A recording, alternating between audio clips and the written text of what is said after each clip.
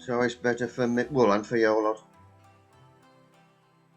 Right, even though I'm at 13 so far, we've got another 10 to get, hopefully. But we'll go on anyway. Something happens every week. One of the speakers has backed out, but I'll explain to that when we get to it. No fault of their own. Right, at the top of my garden, these are my Glady corms and cormlets.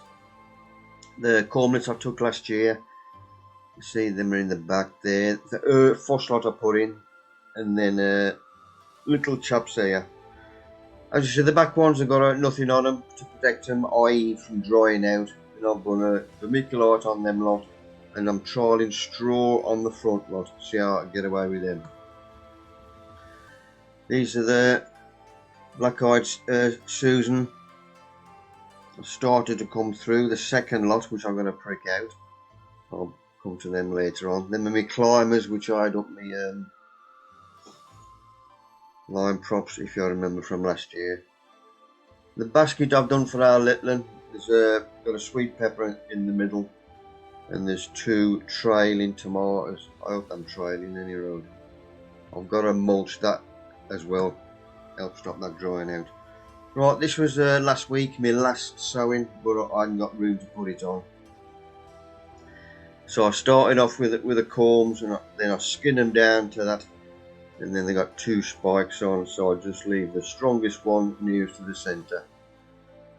And I do that with all on them.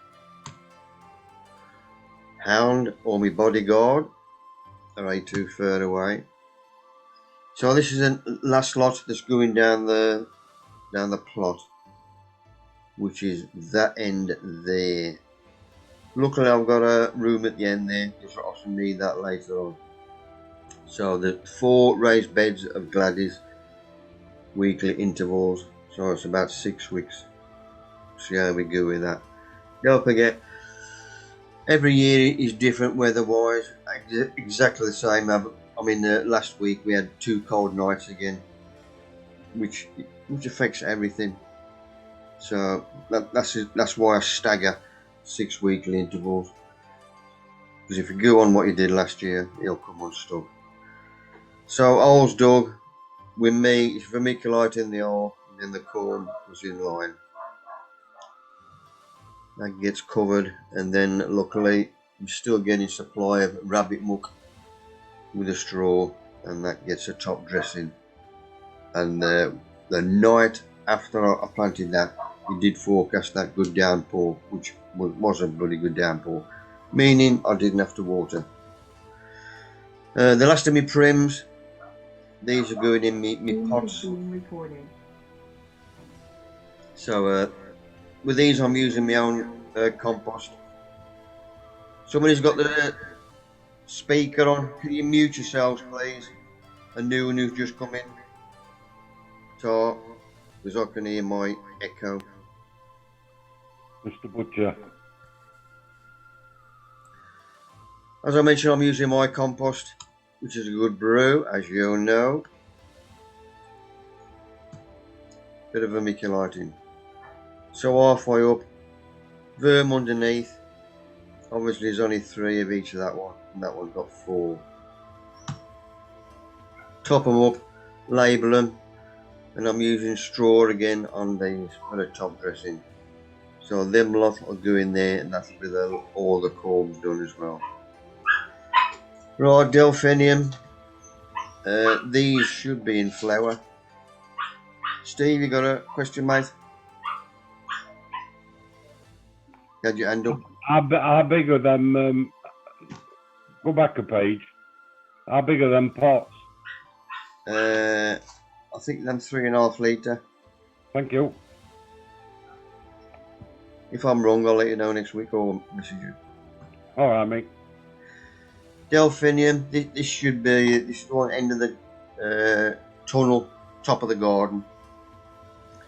This should be in flower by next week. But these get bigger every year. Looking forward to them. Love me delphs. Right, black-eyed Susan. Pricking these out again. As I did before, you got to get that fork right underneath because I don't want to snap off any of this root. As you can see, they've got a good root length on them. Plastic drinking cups, which I use for everything once I prick something out. And they're buried. That's for Mark. Can we get away with that in the UK in Lidl? Root for her pleasure. I don't know. That's your cue, Mark. This is our first speaker of the mic. Right, this is Mark from sunny Colligate. How are you, mate? All right. Good man. Yeah. So this is the committee meeting. They've invited me to join the gardening club committee for Colligate. So me and Laura have stepped up to the plate. First meeting in our new venue, and the best thing is it's got lots of cider there as well. So good night by all. Probably one of the longest meetings you've ever had, Mick. Yeah. You've got to enjoy them. If you don't enjoy meetings, then there's something wrong. Yeah. So yeah, looking up the plot on the allotment now, the onion bed's in front of us. Mick come down the other day and that it looks like we got a bit of that allium leaf miner again, as you can see with that one. I had sprayed these when Mick said that the fly was sort of hovering about, but this was obviously a smaller onion, and it looks like it might not have catched the spray, or it might have just been a weaker one that the flies jobbed it. But yeah, so when Mick got into it, and can you see the maggot in there now, or is it the next one, Mick? Next one. But if I'm just put in there, Mark, you'll see the run where the fly bores its way in and lays the eggs. The maggot then does a run straight the way down to the bottom. So Right. There's a run there, and there's a run down that one as well. Yep. And then when he gets down the bottom, there's the maggot. Once he gets to the bottom, he then turns into a chrysalis, which is that one there. Now don't forget, these are active end of March, beginning of April, and then end of September, October. So this is when these were jobbed. But these were weak plants, as we'll come on to later on. So what happens then, Mick, with this now? What would the maggot do now once it's into the onion?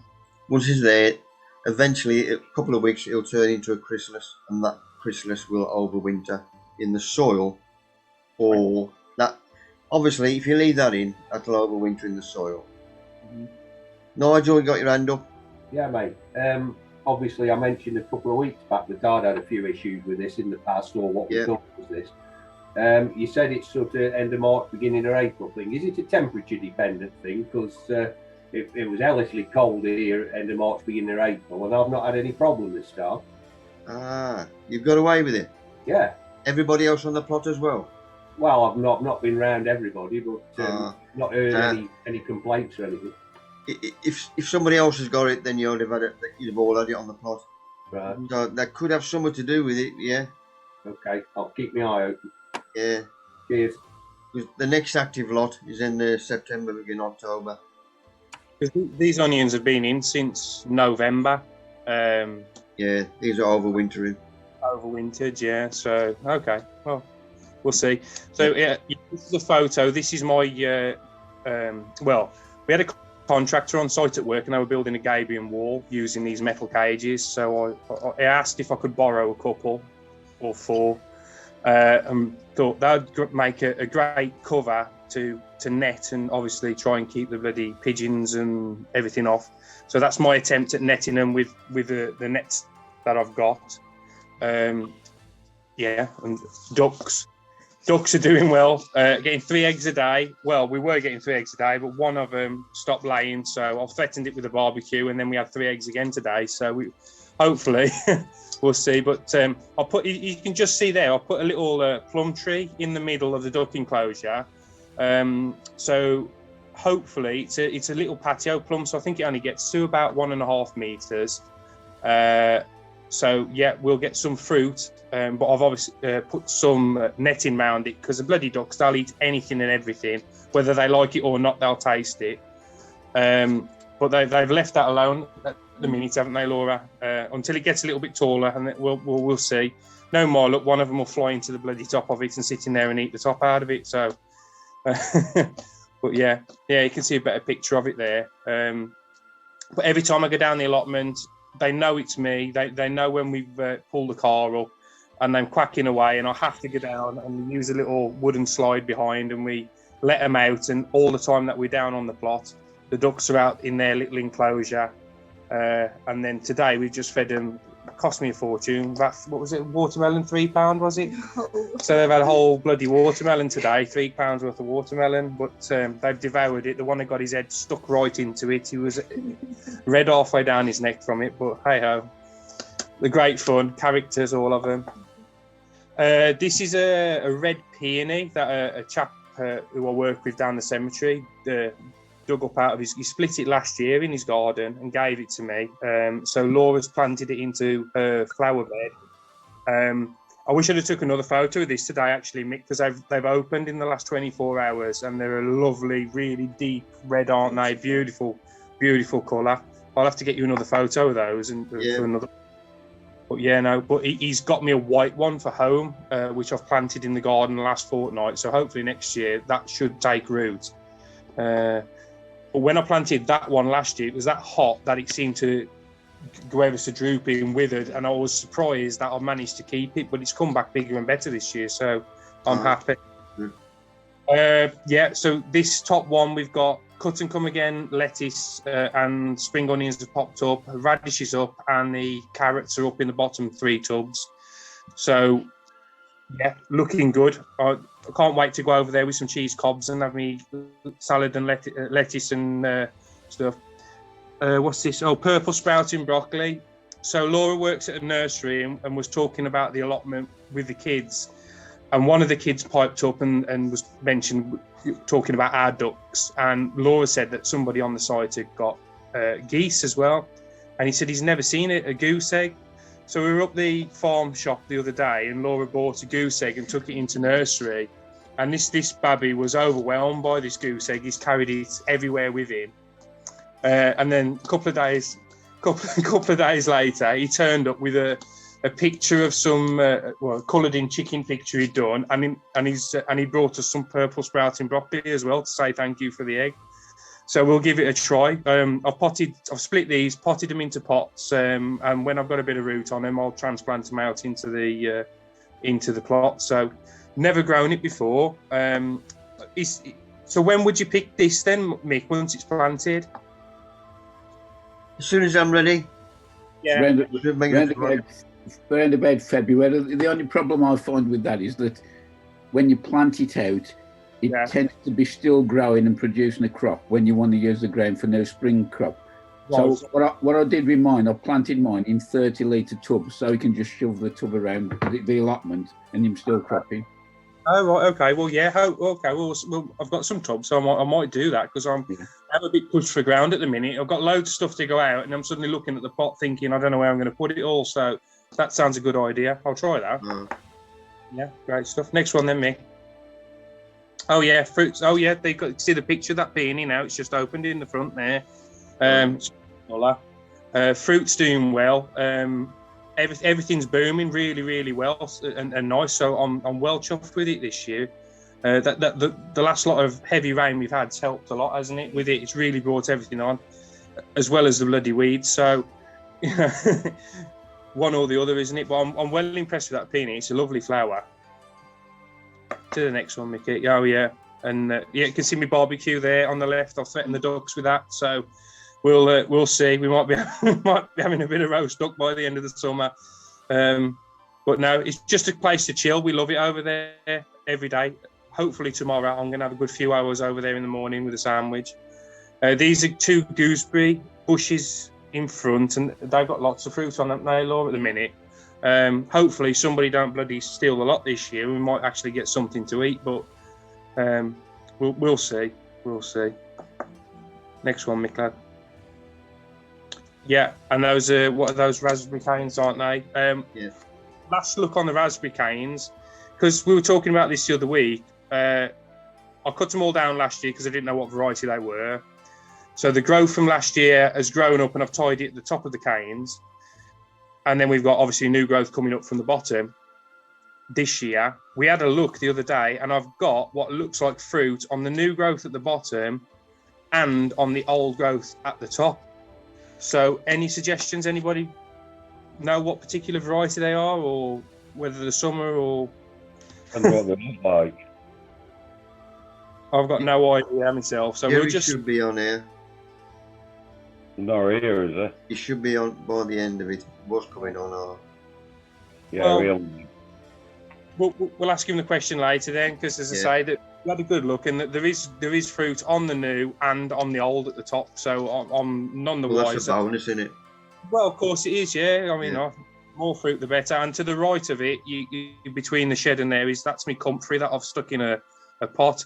So I'm on the hunt for a little blue barrel now to try and do what you were saying, like comfrey, like make a liquid feed from it. Question on that: do you just put comfrey in the barrel with water, or could you put rhubarb leaves in and nettles as well, or do you keep them separate to make different feeds? I've tried both. The way I did it last time I did it was 3 years ago. I don't put any water in at all. All I do is put a weight on top of the leaves that compresses it. The little tap on the bottom. Yeah. But that way you get no smell. Okay. Use water. Yeah. It does heave a bit, and you might get a moan off your neighbour. I've got an old water butt tap that I'm going to put in the barrel. But we have the little 20-gallon drum things at work, but they have like the black lids that you can click down and keep them airtight. So would you keep the barrel airtight, or would you let it open to the element? You got to have air going in. Right. Okay. Yeah. Okay.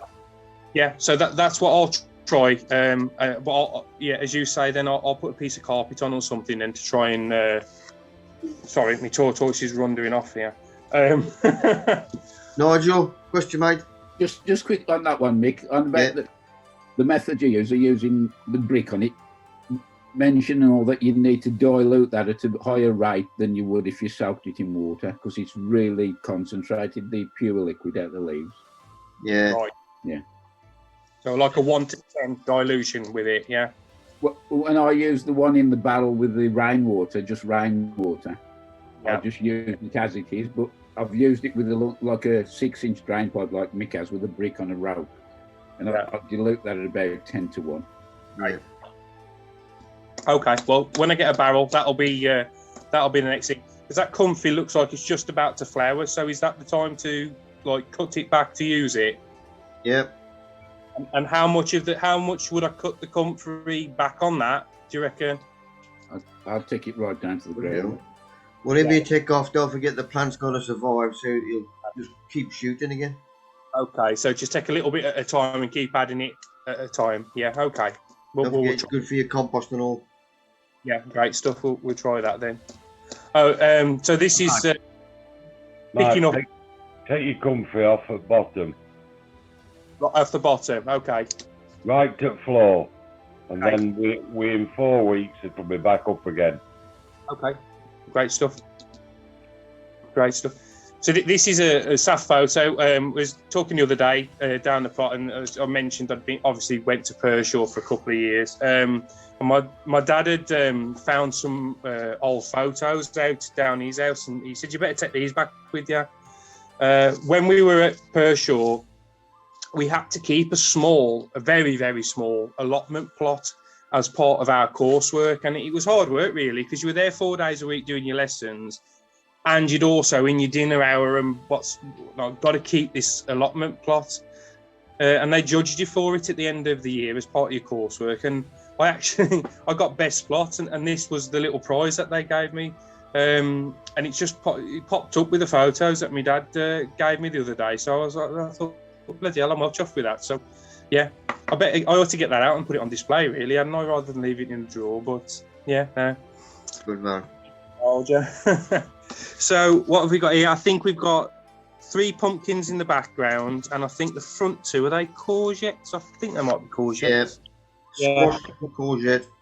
Yeah. So squash at the back. Oh, yeah, I got more squash than I thought then, but I don't know where I'm going to put it all. But I've got I'm going to try the technique this year. I've got a couple of like, those gabion cages. I've got a couple of spare like mesh panels, and I'm going to put them on a 45-degree angle, the panel, and try and grow the squash up them, and then hopefully the fruit could possibly hang underneath, so it won't get scarred or slug damaged or anything. Has anybody got any ideas on that? Because I've seen a couple of people do it. I don't know. You can grow them. You can grow them on nets. Yeah. So you make yourself a frame. If you look on Amazon, you can buy fairly decent nets for about £8 and grow them up. Grow them up the nets, and then depends on the variety of squash you got. But if you want to put like I don't know, an old bra or a pair of boxer shorts to hold the fruit and tie them, whatever you want. But yeah, just grow them up a frame. Depends on the variety. If it's big fruit, they'll snap. Right. Okay. So if it looks like it's getting heavy, then it needs to be supported in some. I'll send you a link. I'll send a link in the text of the nets. Okay. Yeah. Great stuff. That'd be good. Thank you. Yeah. As I say, but I've got more squash and stuff than I really need. It's a shame we're not having a bring and buy this year, Mick, are we? Or no. No, it's a shame because I don't know what I'm going to do with these, because everybody's probably got too many, really. So, well, Laura might take some to work and plant them with the kids in the nursery or something. We'll see. These are ones that I'd grown in modular cell trays and then potted up in that clover compost mixed with vermiculite, and they seem to be doing okay. But I think they're pretty desperate now to get out and be planted. So that's hopefully what we're going to try and do tomorrow. That's normal sweet, say normal sweet corn, the normal big sweet corn. Again, that looks desperate to go out. I think it's good enough weather now, isn't it, to put them out? I don't think any issues with that. So they're going to go out, and we've also grown some mini corn. Is it mini corn? Popcorn? Yeah, baby corn, mini pop. It's called. But Laura likes that in stir fries and salads and stuff. But I don't like the little stuff. I'd rather have the big one on the barbecue. That's better. Thanks for the link, Nick. Thank you. I just spotted that. Have we got? Oh yeah. So these are the gabion cages that I've borrowed from work. They gave me 4 of these. I think they're 1.5 meters long by 1 meter high and 1 meter wide. And obviously they open up next frame, I think, Nick, and it will show how they open up. Yeah, so they open up and then create your box. But obviously, as I'm going to use them to cover the plants, I don't need the lid or the bottom, so I just cut that off and cable tie them together. I think they're a great thing because you can drop them on your crops, as in this picture. This is before I netted this one, and then you can. 2 of you, because they are quite heavy, I must admit, but you can pick them up, weed under, tend your crops, and then drop them back down. So I find it a little bit easier with these rather than using blue water pipe and nets, and you've got to keep pegging it down because you are a nightmare when it comes to netting it like that. So hopefully I've got 4 of these, and with my beds being just 12 foot long, 2 of them seem to fit lovely. They fit the beds well, don't they? So well, it was to be, so I could do with like borrowing another couple, to be honest. If anybody knows of any more, that will that pop up. He's on a mission, this little tortoise is today. He's woke up. Is there any more pictures, Mick? Oh yeah, broad beans. We put these in about 4 weeks ago, and they're doing really well now with all the strong wind and rain. I've put a cane up, but I haven't tied them yet. They seem to be quite thick-stemmed as well. Do broad beans suffer from black fly a lot? Do they? Or Yes. Right. So do you preventatively spray them, or do you just wait to see if any? Don't grow them. Okay. So just see what happens. As soon as I see them, all I do is get an old sprayer, and it's just got water in. I put it on jet and splat them off.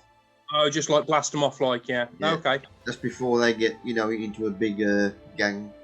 Right. Okay. Well, that's cool because I know that I did have black fly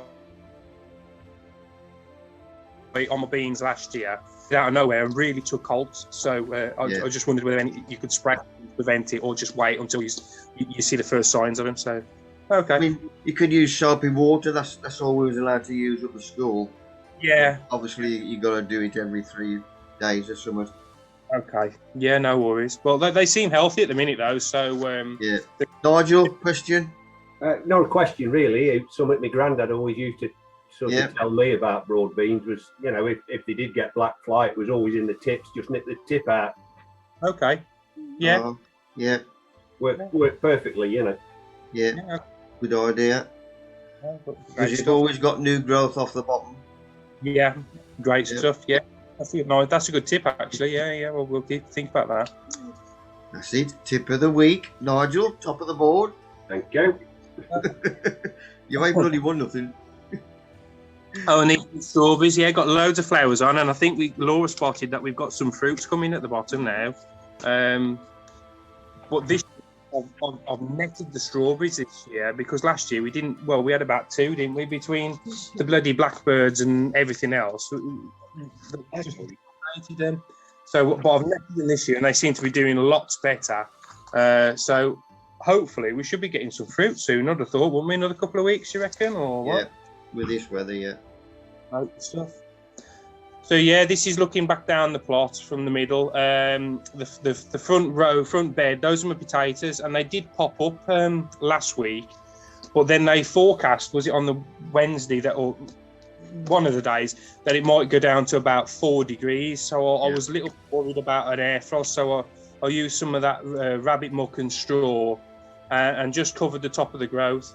I mean, it didn't get that cold, but you know, I didn't want to take the risk. But they've all popped up through the top of that straw now, so it's a bit of organic matter on the top as well, keeps the moisture in, I suppose. So hopefully they'll do well this year. They all seem to have come through. So I think there's about 18 I planted in there. Last year I grew 50 potato plants, and I couldn't eat them all. So this year we've cut it right back. We'll see. Well, thanks for that anyway, Mick. Thank you. Boston. There was a photo on the end as well. You remember when we started off with the mark with the allium leaf miner? That was last week. And Saturday I went over, it was down the shed, and all the rest of the onions are clear. Cool. So there's only 2 that was twisted that we took out. So with the rest we got away with it. And I have through spraying. I have sprayed them again since. Yeah. That is it, Killamite that you gave me. Yeah. Give them all a good dose of that. So, do you reckon keep doing that now every month, just in case? Well, it's usually every 2 weeks. Okay, 2 weeks. If I say you're going to get away with it now before the next, you know, well, it's like carrot root fly. Yes. You know, they might be hiding in an edge. You've only got to ruffle the tops, and they can smell the scent. If you're going to use Killamite. If you're going to use Killamite, do it every 10 days. Okay, 10 days. Oh, right, okay. All right, the toy toys are just shit all over the table, guys. Sorry about that. Photo. Merry Christmas. How are you going to start using bloody toy shit as an ex-muck, Mick? It'll take me forever to fill a pan. Mark, trial it. If you've got it, flaunt it. Good photo for next week. All right then, mate. I'll take a photo. Any questions for Mark on his plot? Hanging out his arse here, mate. Oh my God. What do you think? You're right. You want Teddy, you know. They reckon tortoise soup is very good. I got a really that Vietnamese, Nick. Cheers for that then, Mark. Thanks, Mick. Thanks, matey. See you guys. Austin. Good man. Right, this is a photo I borrowed from my mate, Derek, who's up Stoke-on-Trent. He put this on, I thought, that's a Boston idea. If you got an area to do it, this is how you got an upended pot and it's spilled onto the ground. But that'll look good when it's full of flour, especially inside the pot as well. But I thought I'll put that on for the troops. He let me borrow that. being a good lad. Obviously taking the hound for a walk, and the trees now, obviously they do it on purpose so you get a good effect, but it's when you have got a dog and you start walks, you're taking more interest in nature, more so than what I'm doing normally. But it's nice to see. Right, a bit of bedding during the week. Just heard the hound come up. Where did I get these two from? Can't remember. But I've seen them somewhere. Might have been from Lidl last Saturday. Lidl. So normal full-size seed tray again. Tray insert, 15 tray with a plastic drinking cups. It sits up nicely. So we potted them on, and that's how they are now. And they'll be going out next week. Good watering. Right, this had bedding plants in last year, so I've took them out. We're going to redo it. So I've took the old compost out because I don't want to fill the lot. So on the bottom I've just got a bit of straw, then I've got our old netting. Then I'll fill that with fresh compost and then just put the plants through that. And that is now outside on the bottom patio, and he will either go tilted or upright. Steve, question mate? What's them? What with that red stuff in there then? Just an old onion sack. What, you just put it inside? Yeah. What does that do? It just stops the compost from going in. If I just had straw there, every time I water or it rains, it might wash the compost through the straw. Right. Okay. It's just Thank like you. a little tea bag underneath it. Yeah. Thank That you. makes sense. So that's on the patio now. This was early on during the week. I've only got 4 runners. I'm only feeding the family, not the street. So then we'll be doing that soon. Sweet corn, these 2 big boys. These are from my mate Gavin. He's coming up next week. Hope he's got a hole in the roof of his car. Right, you remember I put my Gladys out and I've got that bit of spare ground at the back. And that's where my runners are going to go, which are there. And there's my wigwam. I'm going to do with that. Then in front of that, all I want is 1 sweet corn. I did this about 5 years ago. Just putting 1 corn out, just to prove to people that you don't need to put them in a box formation. And there'll be enough sweet corn on there for me and the missus as well. We don't need that much. And every time I pass the plant, I'll just tap it, which is exactly the same as doing my tomatoes in the greenhouse, and you are pollinating the plant. It's the same as having a box formation with the wind blowing them, doing exactly the same thing. So my canes I put together, and that Velcro which I get from Wilco, that goes around the top. These are nice thick canes. Just had another 3 bales of these 8 foots. But while I've got the contact for them, I'm getting them, and I'm stocked up. I've got about another, well, I've got 5 bales now altogether, just in case he loses his contact. So it's just 1 plant, 1 cane, and just looking at this, if I go back on that one. Now this top dressing was on the end of last season when I took everything out.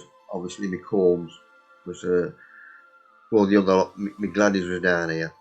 So this was my running bed as well. But once everything is taken out, I then top dress with spent ops and the rabbit hook.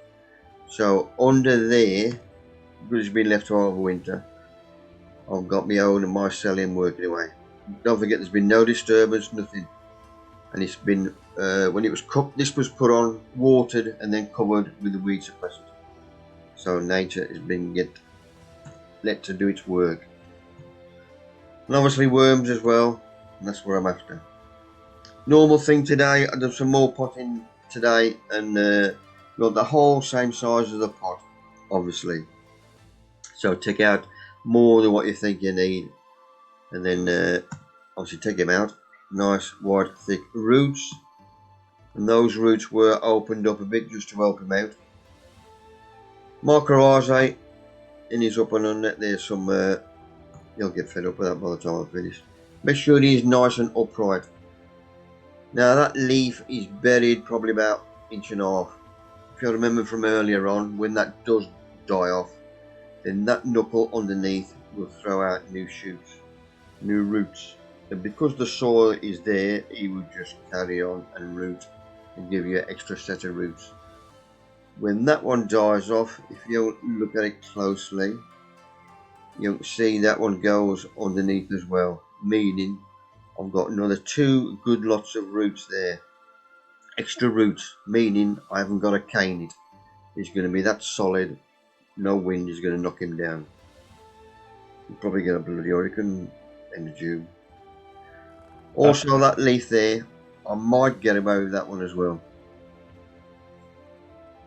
So every leaf axil, when they die off, you'll get extra roots. So when you do plant them out, plant 1 leaf 2 inches underneath, then you should get 2 at least. Right, he's earthed up, all my runners are in. That's putting up right, and then I've strawed at the end. And that was the last rot of rain we had, so I didn't have to wait to them either. Right, rhubarb, bottom of my wooden structure. I haven't picked any yet, and it hasn't gone to seed. Meaning everybody else is on site who haven't picked it, it's gone to seed. Because I'm still feeding, I'm looking after it. But this lot will be picked next week, and the neighbours will get it. I might get another good dollop to make some more wine. Rhubarb wine is nearly as strong as parsnip wine, and that's a good one. And I'm taking a good dollop up the old folks' home as well. So that'll come off next week. Another picking of greens. Obviously, the more you pick, the more it's going to get. Every planter's got to survive. Right, our second speaker should have been Claire from France. They messaged me earlier on. Their signal over there is not strong enough for a Zoom. I can get the internet, but I can't do nothing with it, if that makes sense. So for her to talk through it, and then I thought, well, I've put them on.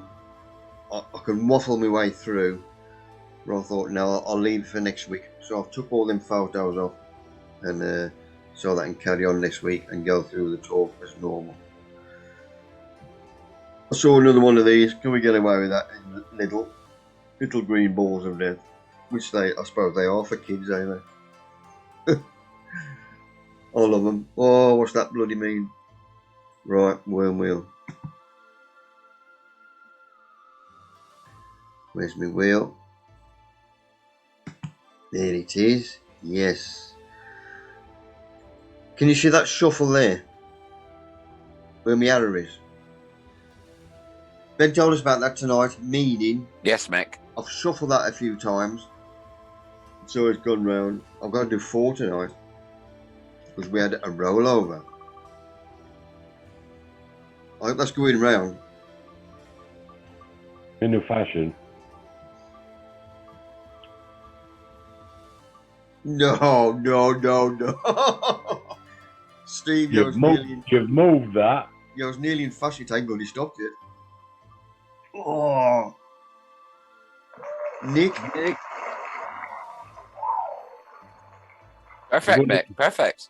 You're going to £20 onion. Oh, I've got my shallots up.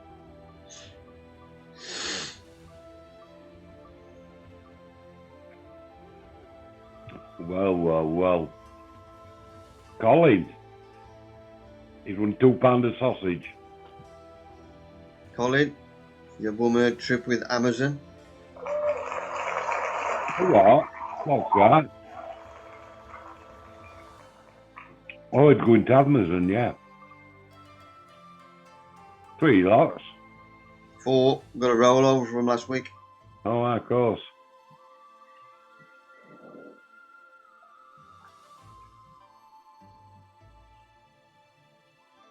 You there? Dennis, good man. Who's Dennis? South Wales. Oh, yeah. Right, last one.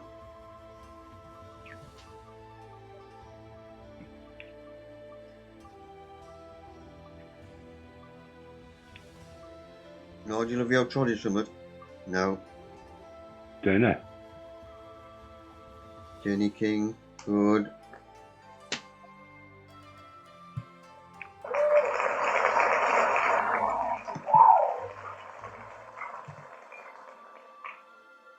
Close.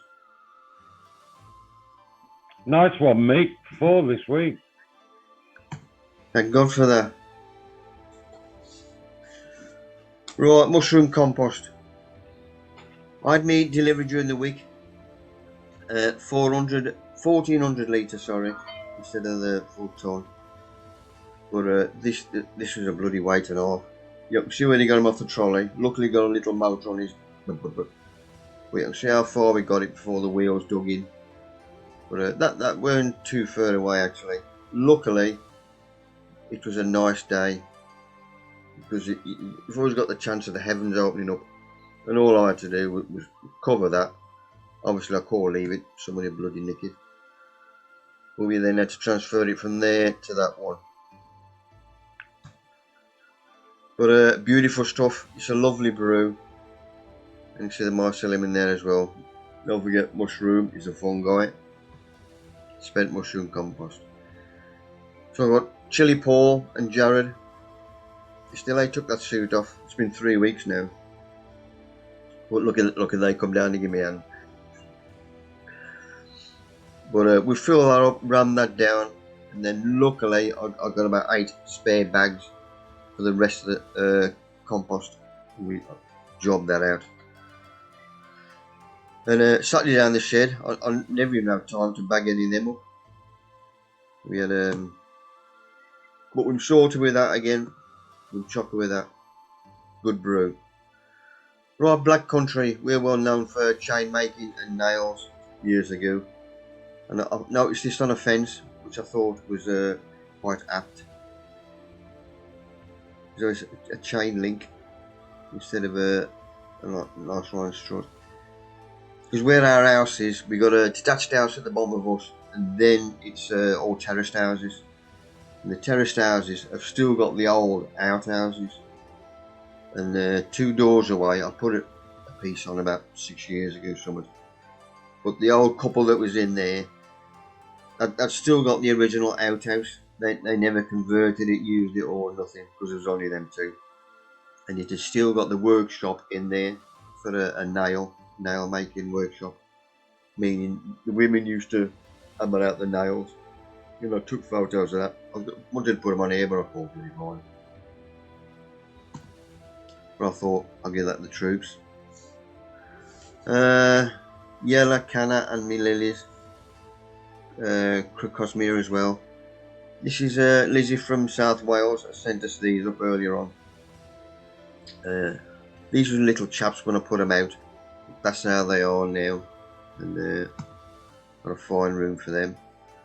Right, as Mark mentioned earlier on, this is our first committee meeting of Colligate Gardening Club, because we've got to start the first speaker up again in August, and obviously just see if we want to show, because we've lost our venue, which is Wilson Hall, which has got the biggest hall in the area, anywhere in the area. That's why we used to use it. But we've lost them. They've had to. Well, they had a leak in the roof apparently, and it knackered the wooden floor up, and they ain't got the money to do it up. So basically, they've flogged the hall and the car park next to it, so then they can look after the boozer. But we had to look for another venue, which is a pain in the arse. First of all, do we have a show?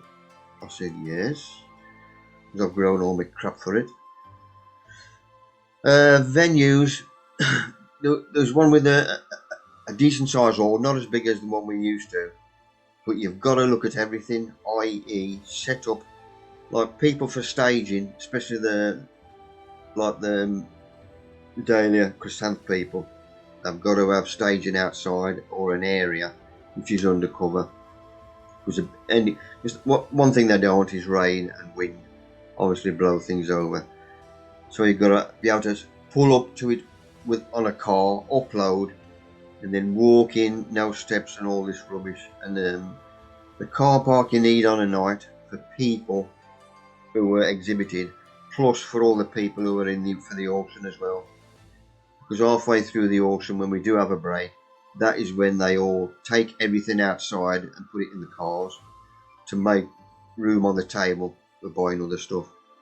And what knackered us up with this place was the car parking, because they've got another room upstairs which they use on a Saturday night, and that gets chocker, and we'd have come unstuck. So in the end, we had to put our brain into gear, and the place where we are now, that's where we had the meeting. This is what we're looking at. It's Cradley Town Football Club, and that's similar to a Black Country emblem. Do you like that, Nigel? Eh? Alright, Abbey Road allotments, that's where we are there. There's Cradley Town Football Club. There's Caslon Primary School. Fancy that. I've been involved with that. I'm now getting involved with that. I'm involved with that. What a small world. If I zoom in a bit, this is Cradley Town Football Club. Meaning it's secure. Nice big car park. There's a social club side of it. He's just done all this out, because I've been up there a few times. In fact, I've played there a couple of times from the fire service, and we had a good session in there after. But it was always a bit of a docile, meaning not, you know, any road. He's done it all out. He's had the Jensen toilets done. But what we're going to do for a room for a show. So what we was thinking, like this, there's a back door, patio doors out there onto the back, which is good in the sense this is nice and flat. And this area is used for walking football for the Oldhams. If I've got time, I want to bloody do that as well. But I don't think I'm going to have time. But that is ideal for a marquee, i.e. for when we have our show. And that's what we're looking at. Looking at something like this on eBay. There's a bloody price because every bugger's after them, ain't they? Something similar to this. If we get two of them, put them together, we should get 3 lots of trestles in their tables, and just have the complete show in the marquee, leaving enough area to seat everybody. But that's what we're looking at anyway. But down, this is Wilson Hall, the club where now we've still got trestles down there and some tabletops. And while we're going to get it out, while we've still got the time, because it could go, I'm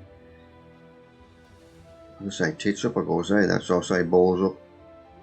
Nothing runs smooth. Also, we're going to take our sign down, put it up on our new venue. So that's something else for our brain to sort out.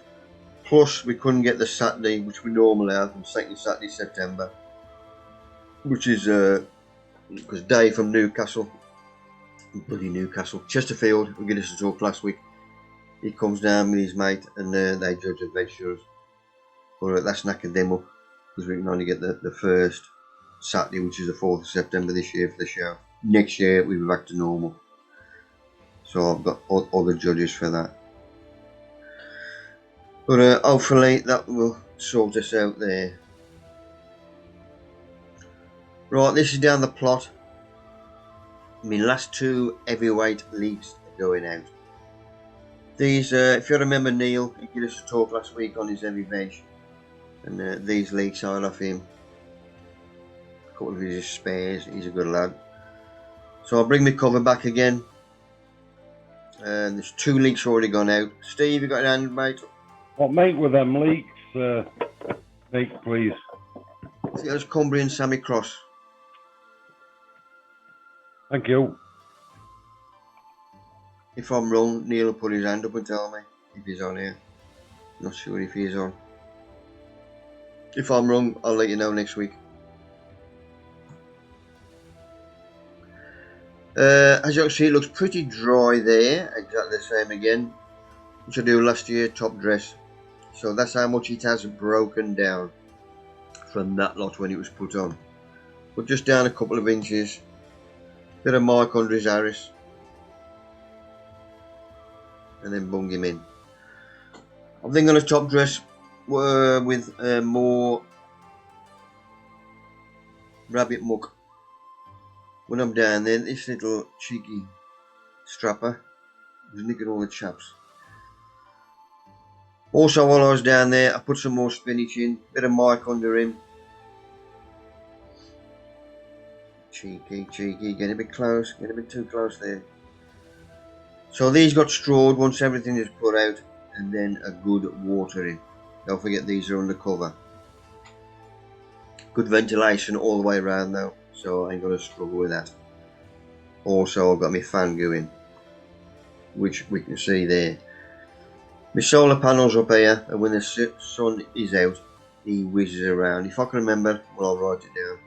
I'll take a photo next week. I'll put some toilet paper on or something, and it just shows you the strength that blows out. And it's just a bit of air movement, extra air movement, because that's environment all around the bottom. I've got that end open and this end, this is netted. So there is air movement anyway, when there's a bit of breeze. Next lot is that side. There's a spent tops I'm drying out for Gavin when he comes up, but them are all bagged up ready for him.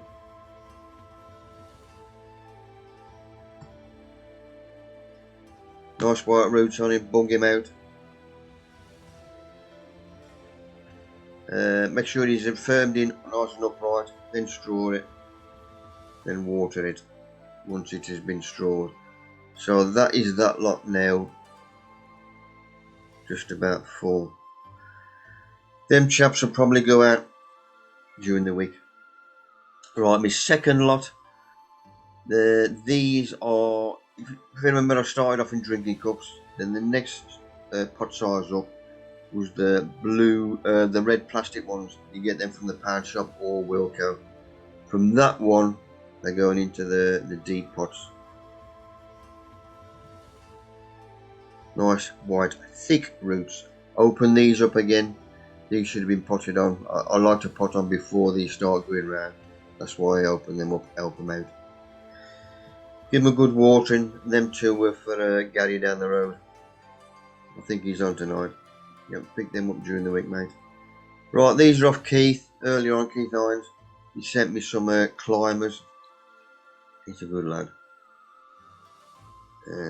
Sockolium, related to the spud. We ain't done that one yet.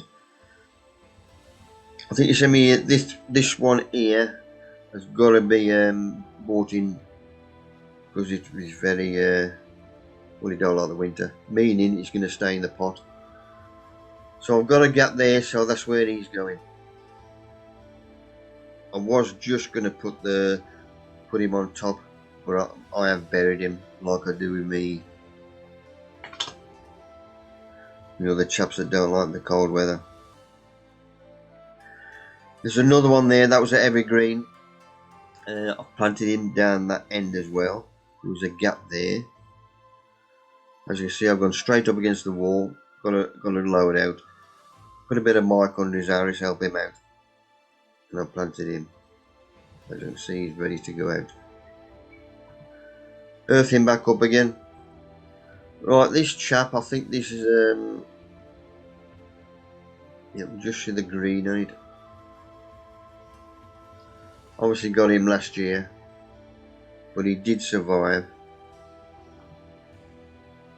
Just close that one so I can move him. Yeah, you just see the green shoots coming there, so I haven't lost him. I forgot the name of this one, but he's like a reddish cone with a yellow flower on the end. Somebody will tell me when he does flower, but it's just something different. Right, this is the start of the hot weather we had, meaning it was too hot in here. I was watering twice a day. Good job I ain't at work. So the old flour in a cup, mix it with a bit of water, and then just paint it on the paintbrush. And within 10 minutes it's dry, and it does make a hell of a difference. It's surprising how much difference it makes. Right, there's another climber here going in. I found another gap. Because where they put the posts in for the fence, I've got a wall there. So I've got a gap here, Alstrom area. And there's I think there's another Alstrom area this side. But there is enough room. Because don't forget the climber's only going to go up. And then he's going to go across the top. It's not going to bush out as it's such, so I don't need enough room. So he's planted in, and I've got that structure at the back. You know, his tentacles, what he's thrown out, I've trained him around there. So that's all he's got to do. It doesn't need much room, it's just going to go straight up.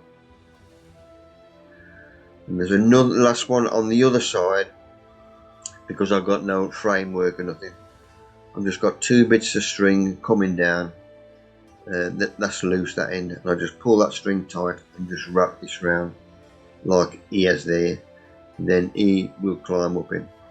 And every 2 days I just check that he hasn't dropped off. And I've done it again this afternoon, and I just hold the bottom of that string and pull that up slowly, carefully, and it's surprising, it works. So he's going up well. And this is the other one. This is the where is he? So Callum, I think. It's the same family as a spud, because the flower looks like the flower on a tater. Well, it's nice. Solanum, them called me. Solanum. Thank you. But it's got a nice purple flower with the yellow flower in the middle, and it's eye-catching, and there's loads of buds on there. So he's gone out and all, which something else died off from last year. Something else which didn't like the winter. Always something to let you down, everything else will pick it up. Right, now we know we're getting the good weather. This was before it started, so early last week. If you remember, this has just been unscrewed all winter, because this is the warm end of my greenhouse. So I didn't want this opening up, letting the heat out. We did get a nice sunny day. So now is the time to screw that. Well, the screws are already there, you can see them. So all I've got to do is push that clip over there, and there's the nuts sellotaped to the side, and I just fed them back on. And that's what I've done. And that vent now is a good job. They put a drawers on, look, lying next door. Brenda, there's a good egg. Would have been a good talking point actually. But luckily now both vents are wide open. We're going to get the sun. And don't forget the door is wide open again, and I've got a window on the other side which is wide open.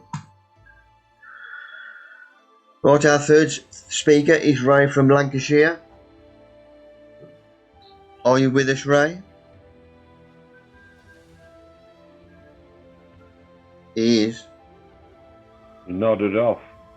I seen him come on earlier on. No, I'm here. Good man. Well done, Ray. Right. There's the clue what he's talking about. Something a little bit different for you tonight. I'll give you a talk on growing bonsai. I live in a small village just outside Accrington called Huncourt. Originally from Yorkshire, but spent the last 50 years in Lancashire. Retired joiner, always been a keen gardener. But decided to grow bonsai about 30 years ago. I have 3 allotments. One of them is for growing bonsai on, which you can see now. One for fruit and veg, and I've just acquired another one where I've got an apiary on, with my bees on. These are the trees growing in the ground. Depending on what variety I are and what size I want them, they'll spend up to 3, 4, 5, maybe 6 years in the ground just to thicken the trunks up. And then they'll be lifted out of the ground. Next one, Mick. That's the sort of spot on my allotment where I work on them and get them to look a little bit more like bonsai. Obviously, you can't put them in a bonsai pot straight away once you've lifted them. You have to, you know, sometimes it's a washing up bowl, sometimes it's a wooden crate that I've made, whatever I can fit them in before they can be actually, you know, got into a bonsai pot. But that's sort of the middle stage. All right, next one, Mick. That's another view of them. So there's quite a few there. All different varieties, different species, different stages of growth. You might recognise one or two. That's a different one, that in the blue pot there, that's a ginkgo. I don't know if you've ever come across that. That's quite a rare tree. Right, next one, mate. Steve, you got a question? Got your hand up? All right. Hey, how's all them trees in photograph? Have they all had the tap removed? Yes, I mean, a lot of them don't have a tap root, daft as it sounds. But you do end up, cutting a lot of the roots off. So long as you've got a lot of the fibrous roots, they will survive. The big, strong, heavy roots are only for anchorage. They're not essential for the bonsai. It's the fibrous roots that you want. So yeah, any of the heavy roots will come off. But as I say, a lot of them don't have a tap root anyway. I go to a garden centre just up road that's a bonsai garden centre. That's all. All right. This is a European larch. This one, I think, no, they do get cones on them. That one hasn't got. This one's about 25 years old. It stands about 12 inches high. Yeah, I mean, it's in a decent bonsai pot. The bonsai pots, when I first started, were very difficult to get hold of. Most of them you had to, were imported from China, Japan, Korea, and whatever. But we do have a lot of British potters now that are producing some real good pots. Okay, mate. That's a trident maple bonsai. That one stands a good 2 foot tall. It's got a natural scar right down the trunk of it. I have accentuated it quite a bit by carving it a bit deeper to make it more of a feature. But when we do create bonsai, we do try and recreate what you would see out in nature.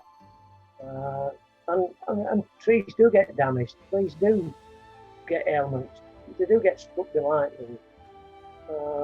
And if you look carefully, you will see trees like this out there. I mean, people seem to think they're a bit extreme, but they are out there if you look at them. Right, mate, next one. This is a hawthorn. It's grown over a rock, which is, again, you will see them out there, especially up in Scotland, down the lochs and what have you. That's done at a very early stage when it's just a seedling. You'll wrap the roots around the rock and tie them round it, and then bury it completely in a deep pot or in the ground. And then when you lift it out, you'll gradually expose the roots on the rock. But that's a hawthorn. It's a quite common tree. Now, again, this is what some people will call a bit extreme, what we call a deadwood. An example of deadwood. It's a Chinese juniper. Quite healthy. I know it looks half dead, but I mean, that's the style of it. You will see it a lot on junipers and pines, especially up in Scotland where the extremes of weather. And we just treat the deadwood with a lime sulphur just to bleach it a little bit and preserve it. But that's just another example of the different styles that we create. Yeah. Nick, you got a question? Yes, I got a couple of questions for you. First one being I was bet the bonsais, because I went to Harrogate a couple of years ago and I was last time it was on, I was absolutely amazed by the bonsai. They had like a half a marquee full of bonsais. Absolutely amazing. It's incredible. First one is so your bonsai, do you do any fuchsias? Yep, we do fuchsias, yeah. Especially the very small ones. Is it microphilia? Or, yeah, okay. Yeah, but yeah, but we do fuchsias, yeah, definitely. And the second question was, I've done a bit of reading on bonsai. I know nothing like you do. I don't keep them, so. But the second one was just treating them natural, because obviously in the summer months Do you keep them outside? And in the winter, do you keep them outside because it's like a natural growth of a tree? Well, what you've got to remember is, yeah, nothing special about a bonsai. You will see bonsai seed, but there's no such thing as a bonsai seed. There's tree seeds. No. I meant, do you keep the picture there? Do you put them outside over the winter?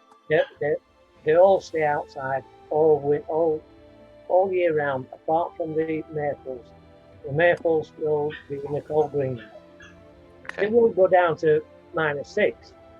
But a few years ago, probably 6-7 years ago, we had 2 bad winters. And I had my maples outside at that time, and I lost a lot of maples. So since then, I've started putting them in a cold greenhouse over winter. Okay. And my last question was, because what amazes me with the root structure, and a sample example is the picture that's up there now. There's very little soil, so obviously the plant holds a lot of energy. And do you feed them? They're fed every fortnight during the growing season. And a lot of it is the compost that they're grown in. If you talk to any bonsai person, if you talk to 3 bonsai people, you'll get 4 different mixtures of compost that they use. I tend to use pink cat litter a lot. Usually 3 parts cat litter and then 1 part just potting compost. Okay. And what type of feed do you give them? I'm very organic in all my gardening. I use my comfrey and nettle feed during the summer months, and then as it gets towards autumn, probably fish blood and bone, just to get them through the winter. Thank you very much. Amazing. Okay. Now that's twin trunk European larch. This is one that's been handed down. What we try and do at the bonsai clubs that I'm involved with is encourage people to, I know it's a delicate subject, but as they get older, more or less say, well, I'd like my bonsai to go to the club. And this is one from one of the original members of the Atkinson Club, going back 40 years. So we worked out that this tree is probably about 60 years old now, and it's in my custody. It grows well every year. It gets corns on it. Well, have you got another question, Nick? When does it not become a bonsai? Well, you take it out of its pot and put it in the ground. Okay. It will just become a normal tree again. When you run over it with car. Pardon? When you run over it with car. Yeah, it's a dead bonsai then. This is an oak tree, not the easiest of subjects to create a bonsai with. This one stands about 3'6" tall. Obviously, trying to create a bonsai, the smaller the leaves are to start with, the easier it is to create a bonsai. You can reduce the leaves quite a lot, but that's another long subject. There's a couple of questions now. Nigel? Yeah, hi, Ray. When you're doing your coniferous ones, your junipers and your larches and stuff like that, and you were talking about cones, they sometimes produce cones.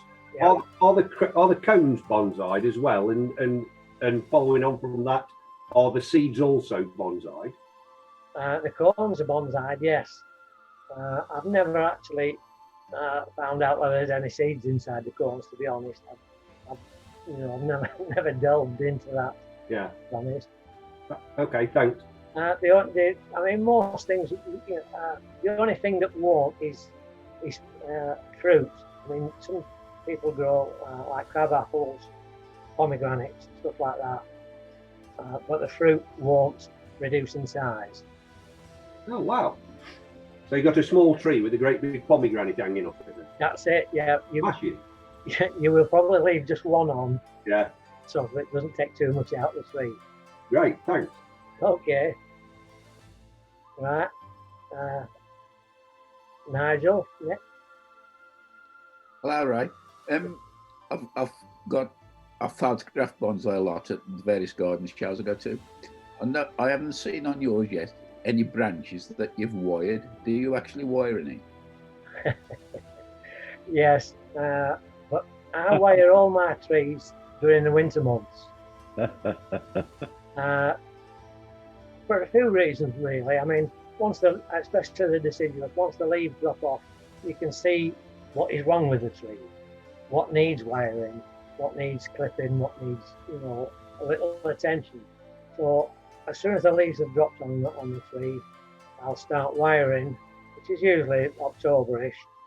And then by the time the buds are starting to swell, the branches will have set in position 9 times out of 10 anyway. But anybody that says that they don't wire them, you can't do them that way. To be honest. Okay, thank you. Okay. Nick? Sorry, I keep asking loads of questions. The last one. So different varieties of bonsai. Do you take cuttings from different? Do you join the stems and create different types of varieties? You mean grafting? Yeah, grafting. Do you graft them? Not different varieties onto different trunks. We do thread grafts. If you have a tree that is short of a branch, say this oak tree, you could probably do with another branch, halfway up on the left-hand side. Yeah. But you could thread graft a branch on there, which I have done. But it fell off. Not on that particular tree. Ah, thank you. No, it's just interesting. I do like the thought of the bonsai, but I've seen them on the internet to start from scratch, or you can buy them. It's sort of I remember someone at Harrogate said to me, like, you can pay, I'm going to make this up now, like £15,000 for a top sort of bonsai. And the rest. And more, yeah, I know, yeah. But we don't talk about money. It encourages thievery. Thank you very much. Okay. Nigel? Another one, Ray, is I've seen also little displays with like the copse of like multiple trees. How do you go about root pruning them? You're probably talking about what we call marmot trees. Right. They're usually put in a display, and there'll be maybe half a dozen trees on a stand. Yeah. They're treated exactly the same as what a large bonsai would be treated. What you do is every spring you take the tree out of the pot and check the roots.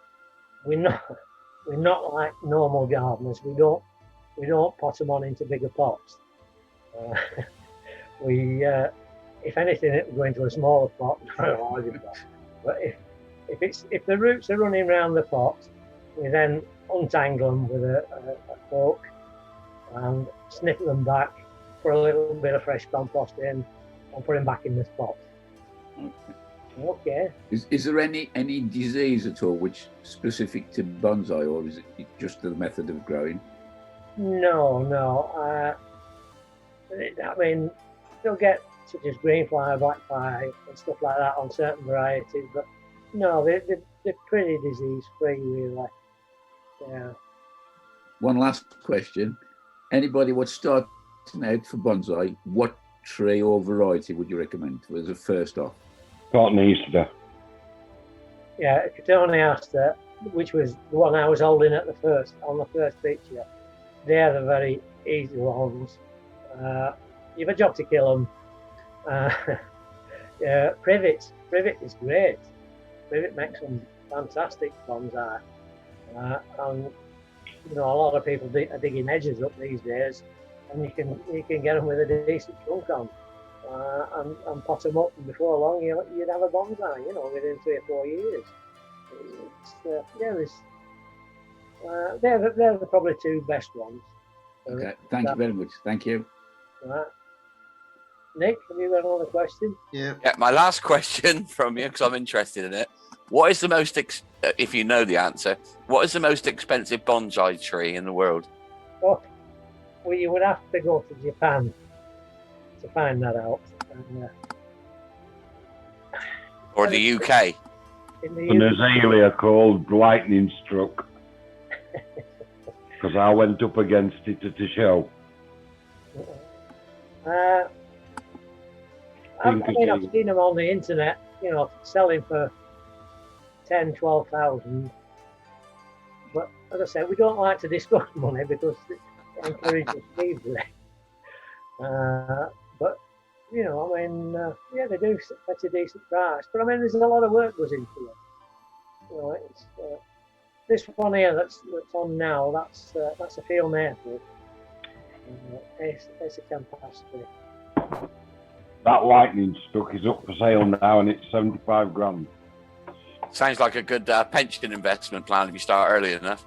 It's when they all die. That's why I started doing mine on the allotment 20 years ago. That's what my retirement. Thank you. I had 82 Ray at one time. Pardon? I had 42 Ray. I had 80 different sorts. All right. Why have you not got them now? I sold them all to if you go down A64 to Nottingham, just on A64 there's a bonsai garden centre. Greyhound. Yeah, that's all he does, isn't it? Yeah, Corin, yeah. But it was Dad that started it, Harry. Yeah, it was. Yeah. Corin runs it now, yeah. Nice. Hey. Did you sell yours to him? I went to his workshops. He holds workshops, doesn't he? Like Yeah. plasters. And I went there for a few years. So you didn't move to Monte Carlo then when you sold your collection? No, mate. Be nice, wouldn't it? No, I sold him my collection. He had all the lot for 12 grand. But I had Japanese maples and all kinds of things. 4-foot apple trees and 4-foot pear trees, and I had a garden full on them at one time. I went to koi fish. That's why it started, and I thought, they look nice round pond. And I got fed up of wiring them up, so I sold them all to him. I just sold them.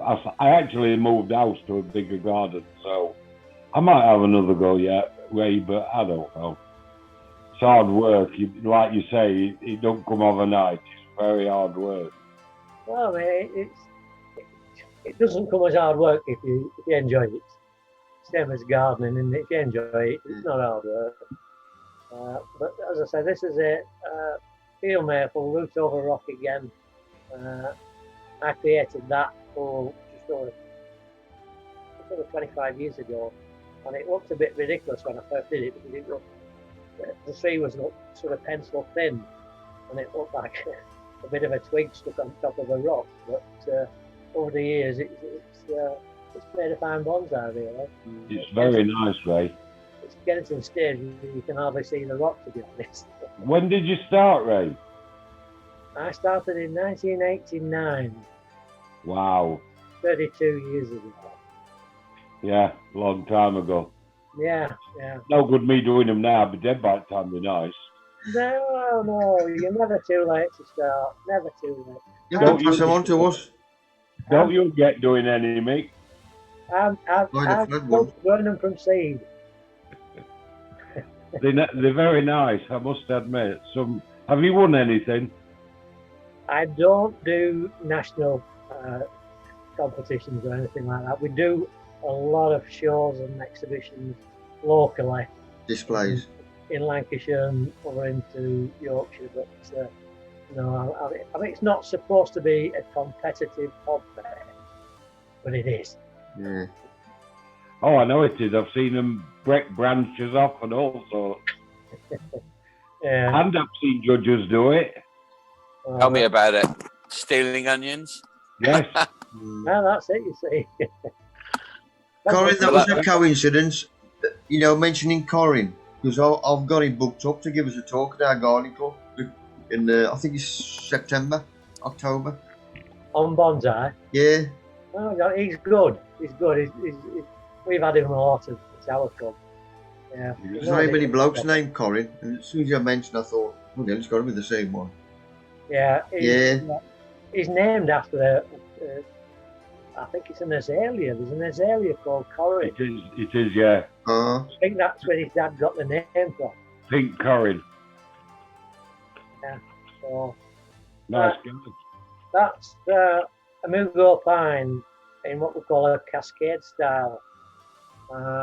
It's as though it's growing on the side of a mountain, and it struggled to grow upright. So it's been sort of battered down by the weather and the snow. And but as I say, it's just trying to copy what you would see in nature. Wow. Yeah. It exposed roots as though it's sort of clinging on for dear life. Oh, good. Good effect. Overall, that's only about 12 inches, 15 inches. That's a European hornbeam. Again, one of the oldest trees. That's probably going on 40-year-old, that one. A nice root spread, which is, we call it a Nabara. And that's just to make it look aged more than anything else. But yeah, they make very good trees with the hornbeam. Quite a lot of them. That's Chinese oak bark juniper. Chinese elm, sorry. It's quite a large tree, that. It's a good 3 foot tall, what we call a drum pot. It's just coming into leaf. It's not fully leafed out yet. But, again, that's grown from a cutting, that one. That's probably about 25-year-old. But grown in the ground for a good 7-8 years to get a decent trunk on it before it, developed into that style. Nice. Now, Cutting. the little one on the side, believe it or not, that is 25-year-old. So it just shows you that it doesn't have to be a big bonsai to be old. The Chinese elm at the side of it is roughly the same age. But because it's been kept in a small pot, it stays small. Yeah. Depends on how big your garden is. Whether you want big bonsai or small bonsai. And the stand that it's on is what we call a root stand, which you would put it on, at a show, a demonstration. One of our members makes them root stands. It's quite nice, really. Right. Now, I acquired this Japanese maple from a guy that was giving up growing them. He was sort of retiring and going living on a barge. So he didn't have room to carry on with bonsai course. And he said to me, I've never really known what to do with it. It's a bit straggly. There's no sort of structure to it. So if we move on to the next picture, Nick, I'll show you how I developed it. I put it right back to that. I mean, it does look a bit extreme, but as we all know with trees are very resilient. They will bounce back. So the next picture you make, that's what we cut off it. What's gone in the bin, in the recycling. And that's it 2 months later. Yeah. Is it a palliatum? It's a palmatum, yeah. Yeah. Nice. So, It'd be cruel to be kind. That's it, yeah. I mean, you do that as a demonstration and people think, oh, it's killed it, but if you know what you're doing, it's, Okay, next one, Mick. That is an awful one just coming into flower. It's been done from an air layer. I don't know if you know what an air layer is, but it's similar to, I mean, a lot of gardeners layer plants, you know, lay a branch down off a plant and cover it up and it'll root. Yeah. This is done off the trunk. What you do, you scrape the bark off all the way around, so you ring bark in it about an inch.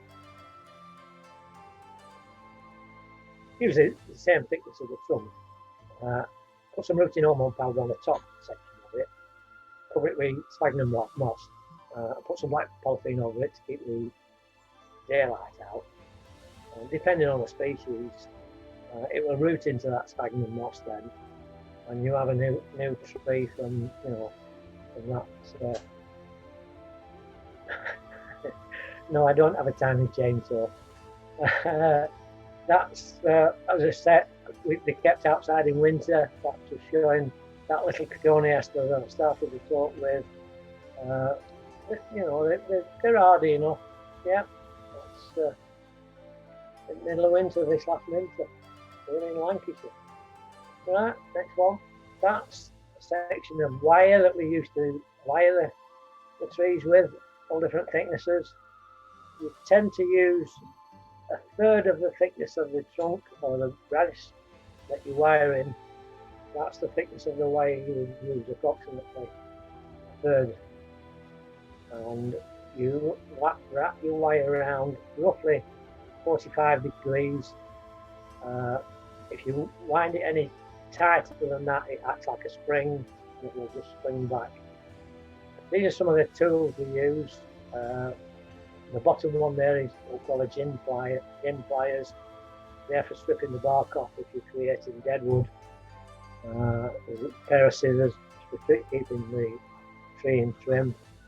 The next one are wire cutters for cutting the bonsai wire. The next one up is the concave cutters. If you cut a branch off, you need it to be a concave cut so that it heals over. And the top one is just a rake for raking the roots out when you repot it. Okay. Now, this was a bit of a display we put on over in Yorkshire at a koi club. Like, I think it was Steve that mentioned that bonsai and koi go together. And they did ask us to put a display on for the koi club. Yep. The South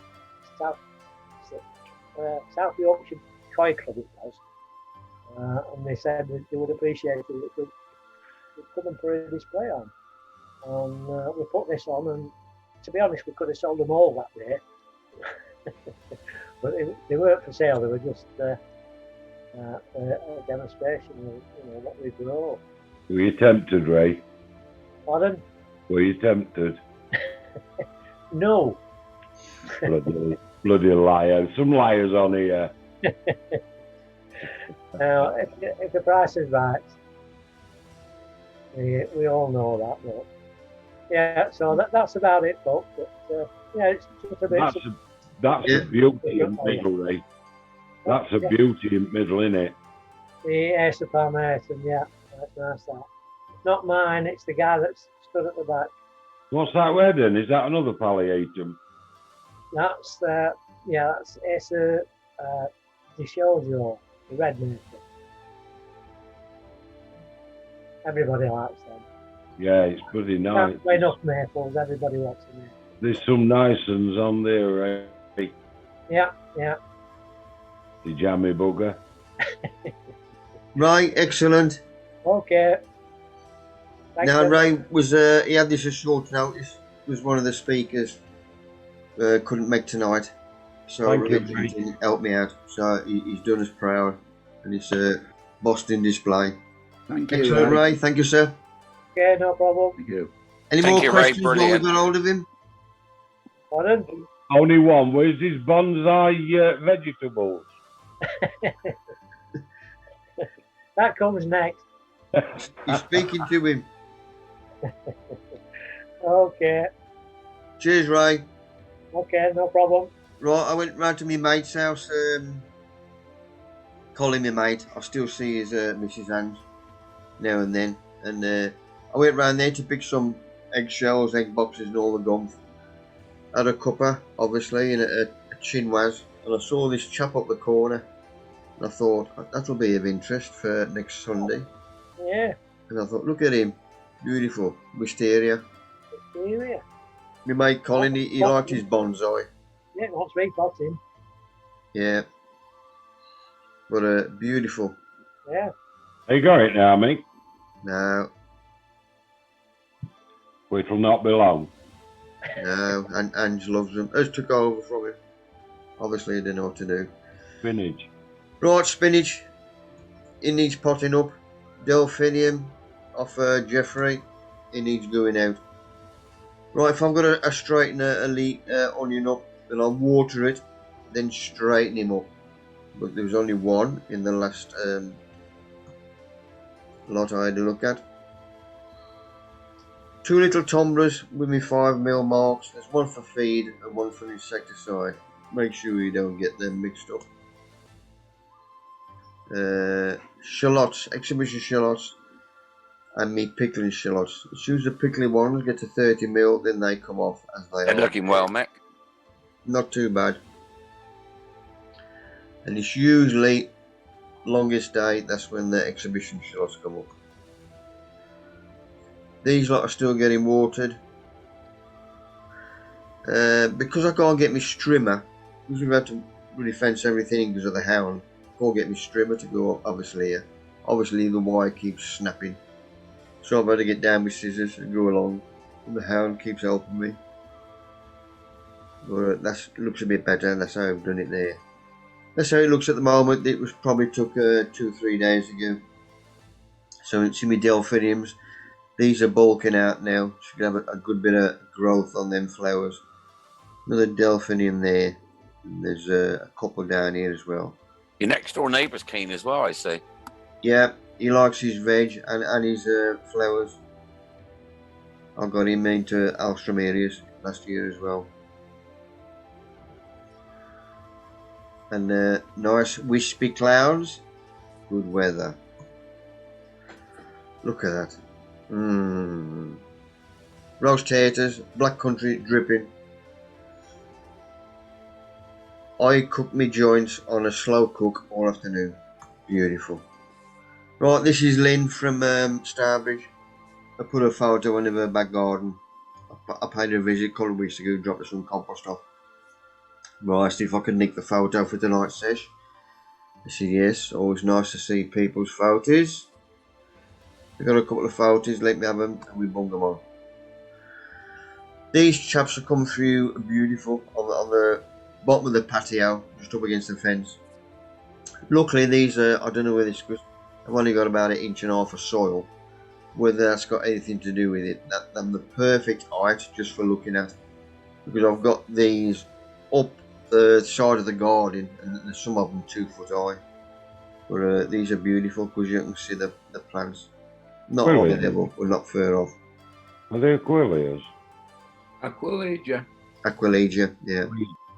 I forgot the name then. Well done, guys. Granny's bonnets, I call them all. Yeah, that's him. Love them.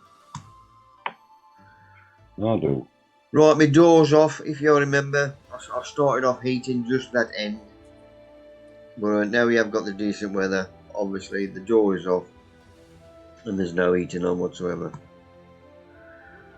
Right, my spud, which I did for my mate. My niece's mate. It was sorted out with veg and whatever. That spud I did originally, I ain't going to be able to lift it up. So I've done a smaller one. And it just to make out the small pot inside the big one there. And when I left it out, you can see where I cut out, and that was from one of Jeffrey's ideas. Like when the spuds do start growing, you just take the spuds out and bung it back in again. Now she will be able to lift that one up for a bit. And this is going around during the week, just have a look how her stuff was going. I did a bit of weeding for her. So I've got her runners in. There's a sprout good up there, sweet corn, blanch leek. That's the spinach. I'll give them my first spinach. or my best one. And there's Calabrese there, and there's quite a bit. The slugs have been jobbed, but I don't like using slug ferrets. It just says you either feed yourself or the slugs, up to you, but I ain't bothered what you do. I'll put them in, you do what you want. And the other raised beds on the bottom, it was that's a Greyhound Cabbage, and it just started picking the leaves off then to eat. Obviously outside leaves, as mentioned earlier on, and the plant keeps going. If I go up, get him over there. Let me see, this little chap has got a head on him already. But is doing well with it and is pleased with it. So let's hope it gets a bit of enjoyment out of that. These are the chaps I put on the. I put these on the end of the lawn when I put a border in last year, and I buried these bulbs in. Then of course we had the hound and started digging them up, so I took the bloody lot up and I put them on the top, and this is at the front of the house. And there's a few down the side which have got to come through, and there's a few up the top here. And these chaps have just opened up. I forget the name of these as well. Agapanthus. Good man, good man. That's me babbies again. Right, saw this in the. Jeffrey mentioned a couple of months ago about there's that much stuff growing in your garden that dogs do not like, and this was another one. I read this, so I looked into it, Googled it, and it was these bloody things. I thought, well, that looks familiar. What we got growing up the garden, bloody hordes on them. So I've got to look after the hound, obviously. So I started getting the bloody lot of. The bluebells, white bells, pink bells, them have just finished anyway. So I thought, sorry, I'm going to take the lot up. Because there's quite a bit in there which are poisonous. So I'm taking the lot out. Of course, it keeps bloody helping me. And I've got about halfway up now. Which is good for everything else, because now you can see sunlight, daylight, or whatever. We're getting there slowly. Right, this little chap, I think that was the first climber I had off Keith. It was either end of last year or beginning of this year. And obviously, it just started off. And then obviously over winter, everything dies off. But I don't cut anything off. Like that other one I showed earlier on, where he's got now green growth at the top where that was all brittle. So I've left this chap on, and now I've took all the crap away from down the bottom. He's got a new shoot off him. Like there's the old growth behind, and there's a new shoot come off him. So I've got him as well. So you lose something, and you get something every year. So that's me cutting all the crap off out the side, and coming through the porch and bunging it in the green bin. Just training the hound to sit there and stay there while I empty the bin. Keeping my eye on her because I don't trust her as far as I can throw a bone. Nick? You don't compost everything then, Mick? I've got a bit of this stuff to compost, but I've got enough of it. I had that much stuff off. I've filled the bloody bin and I'm only halfway up. How much do you pay for that a year? Because I got one as well. €1. It's on your rates. Oh, we, down in South Somerset, we got to pay for it separately. I think it's about 50 quid a year. We pay 35 in Wolverhampton for ours. Yeah. We've just We been pay about as well. 25 as well. Bloody hell, don't talk to the council. It's 50 Interesting. I'll tell you what, it's really interesting because I put my hand out. It's really interesting because when you get the schedule each year, you pay the money, and they say that you can put your green waste in, but you can't put any compost in. Like if you've got an old pot with roots and shit and soil and all that, they won't accept it. What's that all about? They compost it. No, what they do, they don't want soil in it. We've just had one here. The whole unit caught fire because the compost went like warm. So they just want the green stuff. They don't want any compost in it at all. We've all had letters here from council saying don't put compost in. Okay. Well, I keep getting away with it. I don't know. I live in a field. If I've got really rubbish stuff that's nasty, I don't want to put it on any of the beds or anything. You know, if I've had a disease or something in it, I don't want it in my garden. Correct. Won't get in the green bin. Mate, you know you've took your bluebells up and that. Have you took the bulb up as well? There's a few of them come out. There's a few left in there. No, I meant as regards your dog being poisoned. Have you? Because I have 3 Shih Tzus, and I've got bluebells and that, and I'm wondering whether to take mine up. Yeah, them at the back are called Reacham. I know daffodils is poisonous, but I didn't know bluebells were. I'm just being on the safe side. Thank you. I always think, what's the likelihood of the dog eating them? Don't forget, ours is 6-7 months old now, so I was a teenager.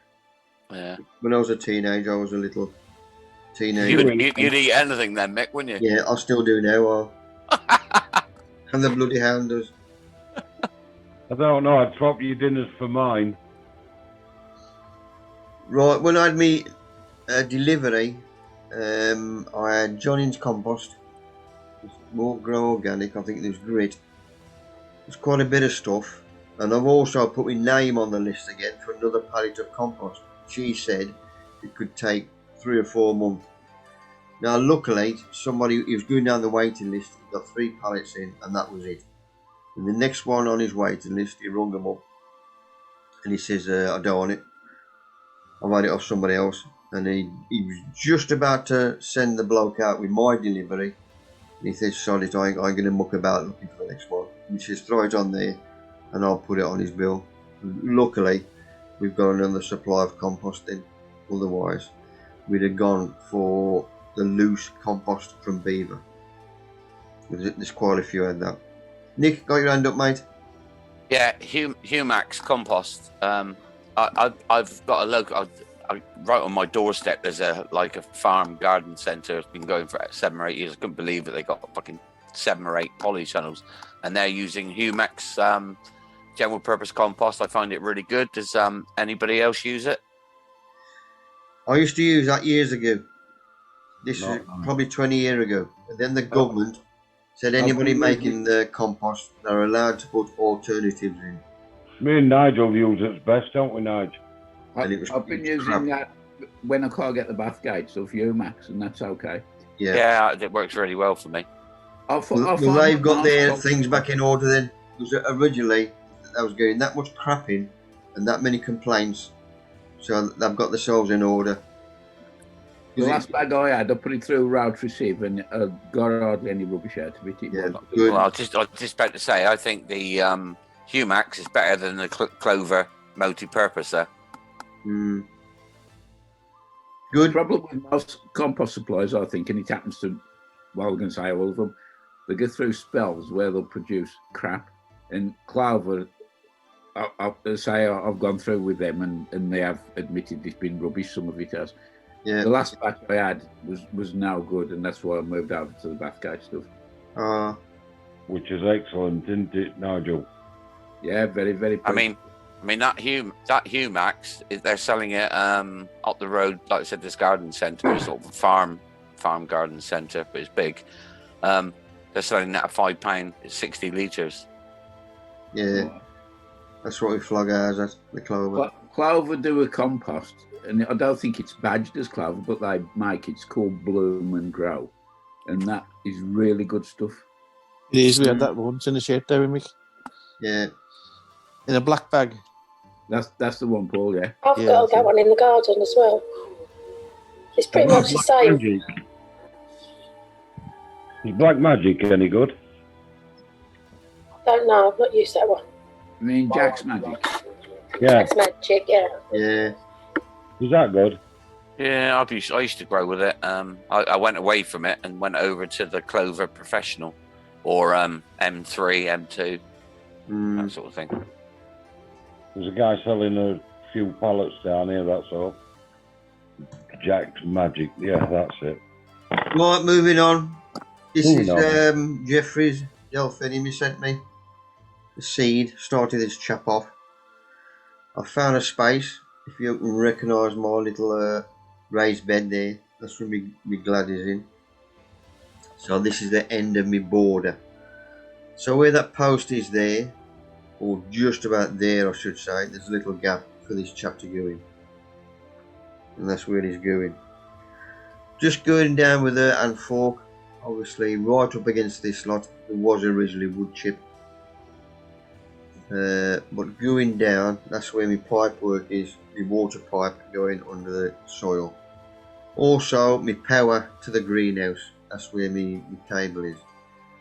So that plant is going in there once I've got that out. Just keep away from them two. Nice roots on him, bung him out, firm him in, bit of mic under his Harris, and he's standing up 2 days later. Let's have a look at him. Temperatures in the greenhouse, you can see the minimum there is 50 or 10 in fully money, which is ideal for me. That's what I've been aiming for over winter when I've got the heater on. So that's ideal now. While we've got the good weather. Is it going to stop? Don't know. We made Jim on the plot. He brought these down the shed. He went to saw his old man. Had to stop and look after him for a couple of days. And Jared said I ain't had rock for yonks, so he bought us some rock. There's old Jim. I asked this old bloke who come down the shed, take a photo. He took a photo. He cut me out. He took them two. Then he took another one with his left foot. So I had to take the photo myself. Look at him. We had 2 wasps out of his bloody beard. He's 15 next week, Jared. Taking the hound for a walk. Leaf mould underneath. Beautiful stuff. You can still nick it or borrow it. Take it home. When the sun goes down, I'm still mist-spraying. This week it is liquid fish. The finer the mist, the better. That's what I'm getting. Right, Alstrom area. Jenny earlier on, I think this was the end of Jan this year. Some of you might remember. Sent away for these, and I've never seen them in this state before. I should have clicked on and told us to complain. He called us sod all with him. But thinking, well, I'm supposedly a decent grower, so I start them off for her. I've got heat. How can I go wrong? Well, there was. I turned crap. And that's the best I could do with them. That's the state of them. I mean, there's a couple of them got flowers on the top. But as plants goes, they're crap. I says, Jen, I'm going to give him, yeah, but I don't like giving him. It's the worst things I've ever bloody grown. So I just complained. Send him the photo, how I got them, how you give them to me, and these. And she has complained. And since I've done that, I've found out other people have had issues with Alstromera, either sending off for plugs or plants off them. They're being mucked about. Even Paul on here, he says that he rung up, complained, and they says Amazon have pinched him. What a load of crap. And what was they flogging this morning? Down Lidl. Look at the size of these, $8.99, Alstromera. When I fussed at them, I thought they were bouquets of the flowers. But then I saw the pots on the bottom. I thought, bloody hell, them ready to be planted out. So I had a perv, and I hadn't got this one. It was Lynn's birthday yesterday, so I thought that'll do. Because it told me off. Told me off for not getting anything. I'm still in the bloody bad books. So this is the front of the house, don't forget. I've got a corner there. There's one in there, as you can see. I've tied him up. And there's one this side as well. So this little chap is going in there. That's how they was in the pot when I've took all the wrapping off. Now these are that root bound. You can see the roots pushing out the side of the pot. We don't see them, the thickness of them coming out the bottom of there. And I couldn't get it out the pot. The only way I could get it out was to slice the pot all the way around and down the bottom. And it still couldn't come out. I had to cut it all together. and that to me is too root bound. I've tried to loosen up a couple of them, which I did do, I suppose, and then I snapped one off. I thought, no, I ain't gonna harm the chap anymore. So the pot went in, make sure I got the right size hole, obviously. Always have a bigger hole than the smaller one. Put him in, firmed him in with the soil, and I give him a good soaking. Let that soak through after 10 minutes and then give him another good soaking. He had a bit of mica under his iris as well. So that should cover that corner. And these two, obviously, they'll get bigger each year. So if Paul gets his, there'll be another one going in there and another one there. But that should look better in a couple of weeks. Right, next week's speakers, we've got Nigel Muddy Boots, Keith Hines. He's messaged me, he's been away on holiday, same as Nigel. But Keith's been around the garden centre and he's took some photos of some veg and whatever. So he's going to book them on as well. Plus I had another speaker, but I've lost my bit of paper. Because I do too much, I ain't got a bloody clue who it is. I think Alzheimer's is setting in. It's got to be for have to get the missus a bloody present. Paul, got your hand up, mate? Yeah, they just sent an email today. They're sending new lot of plants out to us. Oh, Australia. Yeah, I send them out today. So we've just got to wait now. They send them an express delivery, so we'll see. Yeah. I should say they've had a few moans. Definitely. And that's it, people. Hope you've enjoyed it. Yeah, smashing. And learned something.